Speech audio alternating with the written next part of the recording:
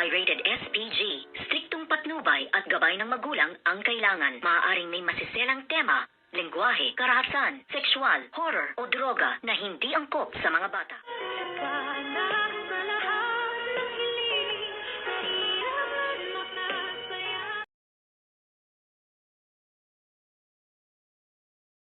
Good morning and welcome sa aking munting channel na intirap ang kasiyahan dito nga sa medical mission dito sa Piitan dahil nga sa ginawang pagbulaga nito nga si Madam Lotus nang tumayo sa stage at doon na siya umakyat at nagpaputok ng baril at dito niya nga sinabi na tumigil na kayo at nakakarindi na ang ingay ninyo. Nagulat ang lahat at nagsuupo lalong-lalo na nga itong si Moira at itong si Miss Lynette Santos kasama ng mga doktor at si Dr. RJ at Dr. Annalyn Santos ay laking gulat nga sa biglang ginawa nitong si Madam Lotus. Natutukan silang baril at bigla na lamang itong magpaputok at dahil nga daw ito kaya Miss Giselle Tanyag na hindi pinagbigyan ang kanyang kahilingan na makita or makalabas ng Piitan para masilayan man lang ang kanyang anak na ooperahan sa utak at dito nga yun ang ipinuputok ng butche at ikinagalit nga nitong si Madam Lotus at pati ang mga pulis ay nakuha nga dito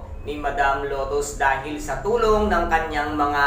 kasabwat at sa mga kasama sa kanyang plano kung paano ang kanilang gagawin at dito nga ay nakausap nitong si Madam Lotus, si Miss Giselle Tanyag na una nga ay hindi naniwala ngunit sinabi ni Eric na doon nga ang kanilang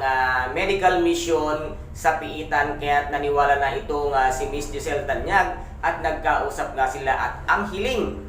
dito nga ni Madam Lotus ay makausap at marinig man lamang ang boses nga ng kanyang anak na si Carla Madrigal ngunit tarantang-tarantara ngayon itong si Miss Giselle Tanyag dahil nga hindi niya alam kung ano ang gagawin kung kaya't aligaga siyang tumakbo at hinanap nga kung saang room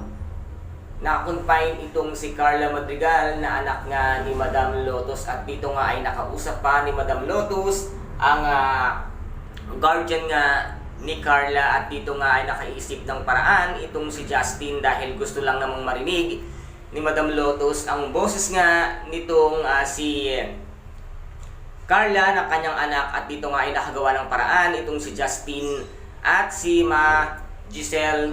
Tanyag na kung saan ay gumawa sila ng isang voice record para iparinig nga ito kay Madam Lotus at tuwang-tuwa naman si Madam Lotus na ang inaakala niyang boses ay boses ng kanyang anak kaya dito nga ay halos mapayak siya sa sobrang tuwa at nasabi niya nga napatawarin siya sa kanyang mga naging kasalanan at ititigil niya na ang kanyang ginagawa ngunit sadyang mautak nga itong si Madam Lotus ay magpapakawala lamang siya ng mga hostages na kung sino ang hindi nga mga kamag-anak at relatives nga nitong si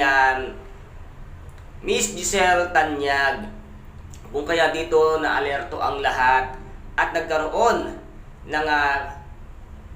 mga kasamahan sa Apex na siya nga palalabasin ni Madam Lotus. And guys, ito po ang ating pakaabangan mamayang hapon dito nga sa Abot Kamay na pangarap na kung saan ay napaka-intense at napaka-ganda ng bawat kaganapan. And guys, kung nagustuhan po ninyo ang aking videos for today, paki-subscribe na lamang po ng aking channel, paki-like and share para maging update kayo sa lahat ng gagawin kong video. Maraming salamat po. Ingat, God bless and